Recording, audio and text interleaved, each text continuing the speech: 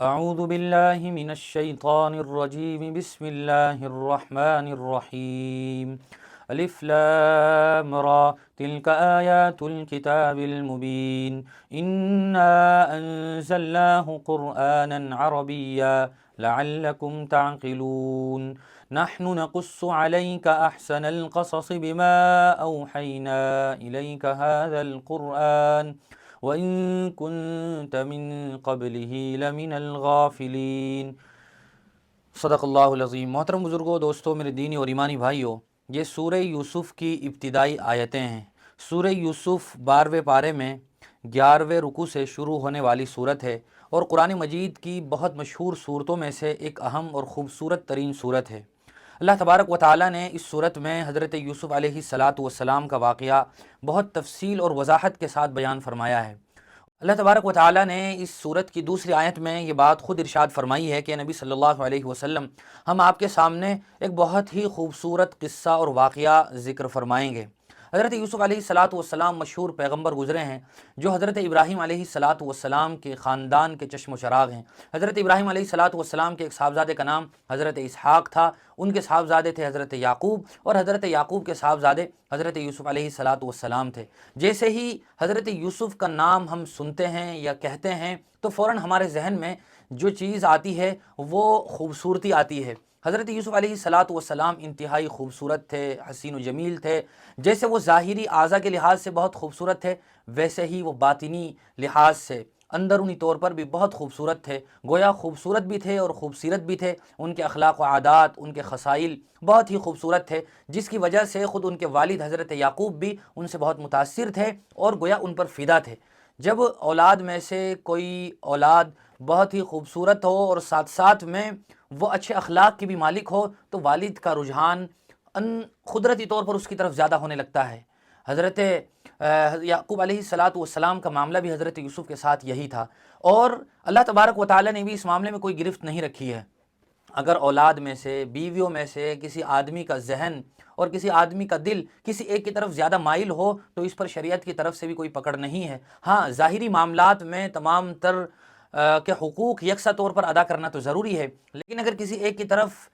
دل زیادہ مائل ہوتا ہے تو اس بات میں کوئی قباحت نہیں ہے، کوئی برائی نہیں ہے، شریعت میں بھی اس کی گنجائش موجود ہے۔ اسی لیے جناب نبی کریم صلی اللہ علیہ وسلم کو ہم دیکھیں تو انہوں نے خود اللہ تعالیٰ سے دعا فرمائی تھی کہ یا اللہ تو میرا مواخذہ نہ فرمانا اس چیز میں جس چیز پر مجھے بھی خود کوئی کنٹرول نہیں ہے۔ حضور اکرم صلی اللہ علیہ وسلم کی 11 بیویوں میں سے آپ کو حضرت عائشہ سے سب سے زیادہ تعلق تھا، سب سے زیادہ محبت تھی، لیکن آپ اپنی بیویوں کے حقوق برابر ادا فرمایا کرتے تھے۔ جو بھی جس کا معاملہ ہوتا تھا یکساں طور پر سب کے حقوق ادا فرماتے تھے، لیکن آپ کا دلی رجحان اور آپ کو سب سے زیادہ محبت وہ حضرت عائشہ سے تھی۔ حضرت یعقوب علیہ السلام کے 12 صاحبزادے تھے، 2 ایک بیوی سے تھے اور 10 دوسری بیوی سے تھے۔ ایک بیوی سے حضرت یوسف اور بنیامین تھے اور دوسری بیوی سے بقیہ 10 بھائی تھے جن کے نام کتابوں میں لکھے ہوئے ہیں، لیکن حضرت یوسف علیہ السلام سے ان کے والد حضرت یعقوب کو بڑا والہانہ تعلق تھا اور گویا وہ سب سے زیادہ حضرت یوسف کی طرف مائل تھے۔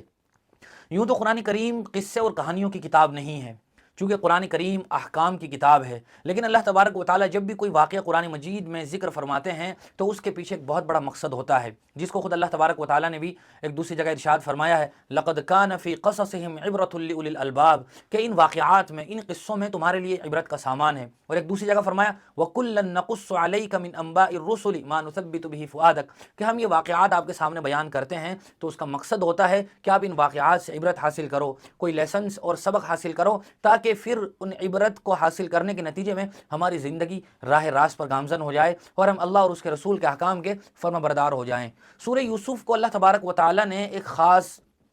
طریقے سے نازل فرمایا ہے۔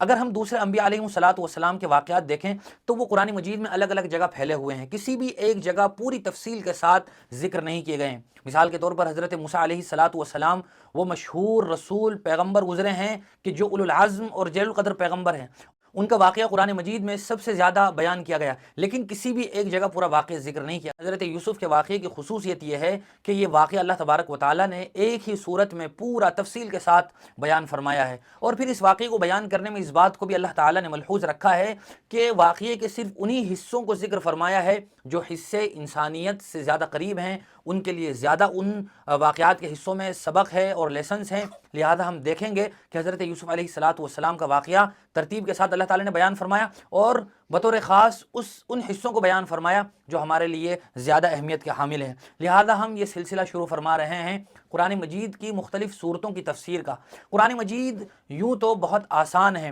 وَلَقَدْ يَسَّرْنَا الْقُرْآنَ لِلذِّكْرِ فَهَلْ مِن مُدَّكِرٍ، کہ ہم نے قرآن مجید کو آسان بنایا ہے، لیکن قرآن مجید کی بعض آیات وہ بھی ہیں کہ جن کو سمجھنے کے لیے ہمیں حدیث کا سہارا لینا پڑتا ہے۔ حضور اکرم صلی اللہ علیہ وسلم کی بیان کردہ احادیث وہ قرآن مجید کی آیات کی تشریح ہوا کرتی ہے۔ ڈیٹیل کے ساتھ کوئی واقعہ اگر ہمیں ملتا ہے تو وہ حضور کی احادیث میں ملتا ہے۔ قرآن مجید کی آیات سے اس پوری بات کو سمجھنا یہ ذرا مشکل ہوتا ہے، اس لیے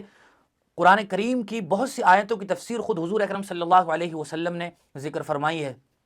اور کس موقع پر اللہ تبارک و تعالیٰ نے کون سی صورت نازل فرمائی، کن آیتوں کو نازل فرمایا، وہ اگر ہمیں ڈیٹیل کے ساتھ دیکھنا ہو شان نزول تو وہ بھی ہمیں احادیث میں ملتا ہے۔ اس لیے قرآن مجید کے سب سے بڑے اور پہلے مفسر تو خود حضور اکرم صلی اللہ علیہ وسلم ہے۔ پھر اس کے بعد مختلف صحابہ میں بہت سے مفسرین گزرے ہیں، جن میں ایک بہت مشہور نام عبداللہ ابن عباس رضی اللہ تعالیٰ عنہ کا ہے، جن کو رئیس المفسرین کہا جاتا ہے۔ پھر اس کے بعد تابعین، تبع تابعین، بزرگان دین، سلف صالحین، اور ابھی ماضی قریب میں اکابرین جو گزرے ہیں، ان میں سے بہت سو نے قرآن مجید کی تفسیریں لکھی ہیں، عربی میں لکھی ہیں، فارسی میں لکھی گئی ہیں، اردو میں لکھی گئی ہیں۔ بہرحال بہت ساری تفسیریں اس لیے لکھی گئی تاکہ قرآن مجید کی ایک ایک آیت کو پوری وضاحت کے ساتھ ہم سمجھ سکیں اور ہم اس بات کا ادراک کر سکیں کہ اللہ تعالیٰ ہم سے کس آیت میں کیا کہنا چاہتے ہیں۔ قرآن مجید یہ بندوں کے ساتھ اللہ تبارک و تعالیٰ کا کلام ہے جو حضور کے واسطے سے ہم تک پہنچا ہے، حضور پر نازل ہوا، پھر حضور نے اس کی تشریح فرمائی اور بتایا کہ اللہ تعالیٰ ان آیتوں میں اپنے بندوں سے کیا کہنا چاہتے ہیں۔ اور گویا اللہ تبارک و تعالیٰ ہمارے سب سے بڑے محبوب ہیں، اللہ تعالیٰ ہی سے سب سے زیادہ محبت ہونی چاہیے، لیکن اپنے محبوب کے خط کا مفہوم اور مطلب ہی اگر ہمیں سمجھ میں نہ آئے تو ہم کیسے محبت کرنے والے کہلائے۔ دنیا میں ہم دیکھتے ہیں کہ جب ہمارے پاس کوئی لیٹر آتا ہے، اگر وہ انگریزی زبان میں ہو اور ہم انگریزی زبان نہ جانتے ہوں تو ہم کوشش کرتے ہیں کہ اس خط کو، اس لیٹر کو لے کر ان لوگوں کے پاس جائیں جو انگریزی زبان جانتے ہیں، تاکہ سمجھ سکے کہ بھیجنے والے نے اس میں کیا لکھا ہے، اس میں کیا میرے مطلب کی بات لکھی گئی ہے۔ تو قرآن مجید جو اس کائنات کی، اس دھرتی کی سب سے مقدس کتاب ہے، سب سے اہم کتاب ہے، جس میں اللہ تعالیٰ نے اپنے بندوں کو مخاطب کیا ہے۔ بار بار اللہ تبارک و تعالیٰ اپنے بندوں کو مخاطب کرتے ہیں، کہیں کہتے ہیں یا ایھا الانسان ما غرک بربک الکریم، کہیں کہتے ہیں یا ایھا الانسان انک کادح الی ربک قدحا فملاقی، اور کہیں کہتے ہیں یا ایھا الذین آمنوا ادخلوا فی السلم کافہ، یا ایھا الذین آمنوا آمنوا۔ بار بار اللہ تعالیٰ ہمیں مخاطب کرتے ہیں اور ہمیں یہی نہ پتہ ہو کہ اللہ تعالیٰ کہنا کیا چاہ رہے ہیں ہم سے، اور ہمیں اس کی مراد اور مطلب اور مفہوم کا ہی پتہ نہ ہو، تو یہ قرآن مجید سے اعراض کی بہت بڑی دلیل ہے اور یہ روگردانی ہے۔ اسی لیے ہم دیکھتے ہیں کہ دنیا میں لوگ جو بھی کتاب پڑھتے ہیں اس کو سمجھنے کی کوشش کرتے ہیں، لیکن قرآن کریم کے ساتھ ہم اس معنی کر بڑی ہی بے رخی برتتے ہیں اور غفلت اور سستی کا مظاہرہ کرتے ہیں کہ ہم قرآن مجید کی آیات کی تلاوت کرتے ہیں، جس کی تلاوت بھی باعث ثواب ہے۔ قرآن مجید ایک ایسی کتاب ہے کہ جس کے الفاظ کا پڑھنا بھی باعث ثواب ہے، آدمی اس کے مطلب کو بھی سمجھ رہا ہے تو یہ تو نور علی نور اور سونے پہ سہاگا ہے، لیکن اگر قرآن مجید کی آیات کی اور الفاظ کی تلاوت بھی کرتا ہے تو یہ بھی ثواب سے خالی نہیں، ایک ایک حرف پر 10 نیکیاں ہیں۔ لیکن کیا ہی خوش نصیب ہے وہ آدمی جو قرآن کریم کے مفہوم کو اور مطلب کو بھی سمجھ رہا ہو، تاکہ اللہ تعالیٰ مجھ سے کہنا کیا چاہ رہے ہیں، اس آیت میں کس طرح مجھے مخاطب کیا گیا ہے، اللہ تعالیٰ نے کس حکم کو ادا کرنے کا مجھے اس آیت میں حکم دیا ہے، اس کا سمجھنا ہر بندہ مومن کے لیے بطور خاص ضروری ہے۔ اور قرآن مجید ویسے تو انسانیت کے ہر فرد کے لیے نازل کی گئی ہے، قرآن مجید صرف مسلمانوں کی کتاب نہیں ہے، اسی لیے اللہ تعالیٰ نے قرآن مجید کے نزول کا اور نازل کرنے کا جو مقصد بتایا ہے، پرپس بتایا ہے، وہ کیا ہے؟ ھدی للناس، کہ قرآن مجید پوری انسانیت کے لیے ہدایت نامہ ہے، ہر فرد بشر کے لیے، ہر کمیونٹی کے ہر ممبر کے لیے قرآن مجید نسخہ کیمیا ہے اور روحانی اور جسمانی شفا کا ذریعہ ہے۔ اللہ تبارک و تعالیٰ نے ارشاد فرمایا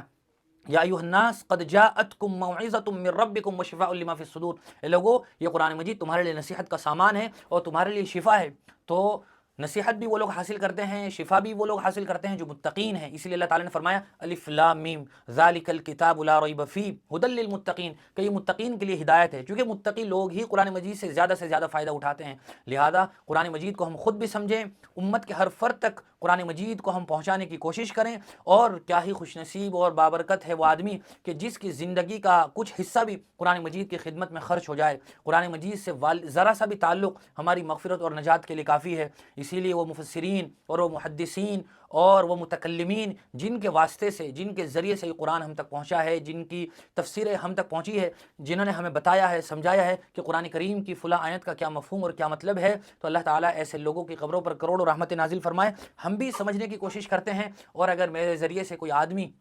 کسی آیت کے مفہوم کو سمجھ کر اس پر عمل پیرا ہونے والا ہو جائے تو یہ میرے لیے خوش قسمتی اور صدقہ جاریہ کا ذریعہ ہے۔ لہذا ہم آج سے باقاعدہ قسطوار سورہ یوسف کی تفسیر کا سلسلہ شروع کر رہے ہیں۔ یوں تو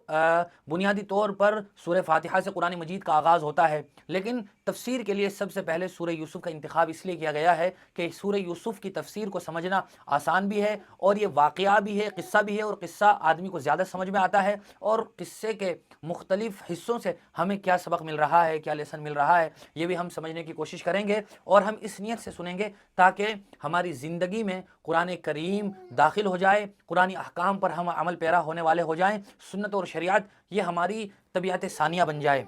سورہ یوسف کی تفسیر کے متعلق آج کی یہ پہلی قسط ہے اور پہلی ویڈیو ہے جس کو آپ سن رہے ہیں اور ملاحظہ کر رہے ہیں۔ قسط وار انشاءاللہ ہم چلتے رہیں گے۔ اگر آپ بے ترتیب اس تفسیری سلسلے کو سنیں گے تو انشاءاللہ بات بھی بالکل واضح ہو جائے گی، اور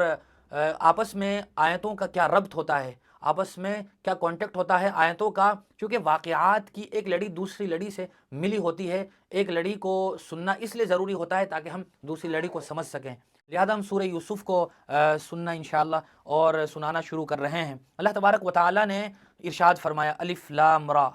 تلک آیات الکتاب المبین۔ الف لام را ہم جانتے ہیں کہ حروف مقطعات میں سے ہیں، اور حروف مقطعات وہ حروف ہیں جو مختلف صورتوں کے شروع میں آئے ہیں۔ الف لام میم ہے، الف لام میم را ہے، الف لام را ہے، الف لام میم صاد ہے، کاف ہا یا عین صاد ہے، ہا میم عین سین قاف ہے۔ اس طرح آپ نے سنا ہوگا اور پڑھا ہوگا کہ صورتوں کے شروع میں مختلف حروف ہیں جن کو حروف مقطعات کہا جاتا ہے۔ ان کا معنی اور مفہوم کوئی نہیں جانتا ہے سوائے اللہ کے اور اس کے رسول صلی اللہ علیہ وسلم کے۔ اسی لیے کہا گیا ہے کہ یہ حروف مقطعات اللہ اور اس کے رسول کے درمیان ایک راز ہے، اور وہ راز وہی جانتے ہیں، اور ان حروف پر شریعت کا کوئی حکم بھی موقوف نہیں ہے۔ شریعت کا کوئی حکم بھی ایسا نہیں ہے کہ جن احکام کو سمجھنا ان حروف پر ڈیپینڈ ہو، لہذا ہمیں بھی سمجھنے کی کوشش نہیں کرنی چاہیے۔ اسی لیے ان حروف کا کوئی مطلب بھی بیان نہیں کیا جاتا ہے، گویا کہ ایک صیغہ راز ہے جو اللہ اور اس کے رسول کے درمیان ہے۔ اللہ تعالیٰ فرماتے ہیں تلک آیات الکتاب المبین، یہ اس کتاب کی آیتیں ہیں جو حق کو واضح کرنے والی ہے۔ قرآن کریم کا مقصد نزول ہی بنیادی طور پر حق اور باطل کو واضح کر دینا ہے، تاکہ دودھ کا دودھ پانی کا پانی ہو جائے، ہر چیز بالکل واضح ہو جائے۔ اللہ تعالیٰ آگے فرماتے ہیں انا انزلناہ قرآنا عربیا لعلکم تعقلون، ہم نے اس کو ایسا قرآن بنا کر اتارا ہے، ہم نے اس کو ایسا قرآن بنا کر اتارا ہے جو عربی زبان میں ہے تاکہ تم سمجھ سکو۔ اللہ تعالیٰ نے قرآن کریم عربی زبان میں نازل فرمایا، چونکہ قرآن کریم کے جو سب سے پہلے مخاطب تھے اور جس جگہ قرآن کریم نازل ہو رہا تھا وہ لوگ عربی زبان سمجھتے تھے، تو اللہ تعالیٰ نے ان لوگوں کی رعایت میں قرآن کریم بھی عربی زبان میں نازل فرمایا تاکہ وہ لوگ ایک ایک بات کو اچھی طرح سمجھ سکے کہ ہم سے کیا کہا جا رہا ہے۔ اسی لیے اللہ تعالیٰ نے قرآن کریم کو عربی زبان میں نازل فرمایا ہے۔ اس معنی کر عربی زبان تمام زبانوں کی سردار ہے۔ عربی زبان کی یہ فضیلت ہے کہ اللہ تعالیٰ نے اپنی مقدس کتاب قرآن مجید کو نازل کرنے کے لیے عربی زبان کا انتخاب کیا۔ یہ حضور کریم صلی اللہ علیہ وسلم کی زبان ہے۔ عربی زبان یہ جنت کی زبان ہے، لہذا ہمیں عربی زبان سے اس لیے بھی محبت اور عشق ہونا چاہیے، اور ہمیں عربی زبان سیکھنی چاہیے تاکہ ہم قرآن مجید کو سمجھ سکیں اور اس کے مطلب اور مفہوم کو سمجھ سکیں۔ اور قرآن کریم یہ حضور کی زبان ہے، اس لیے بھی آدمی کو سیکھنے کی کوشش کرنی چاہیے۔ یہ دو آیتیں ہیں جو ابھی ذکر کی گئی ہیں۔ آئندہ اگلی ویڈیو میں اور دوسری قسط میں اگلی آیتوں کا مطلب اور مفہوم ہم انشاءاللہ سمجھیں گے۔ اللہ تعالی ہم سب کو صحیح سمجھ نصیب فرمائے۔ وآخر دعوانا الحمد للہ رب العالمین۔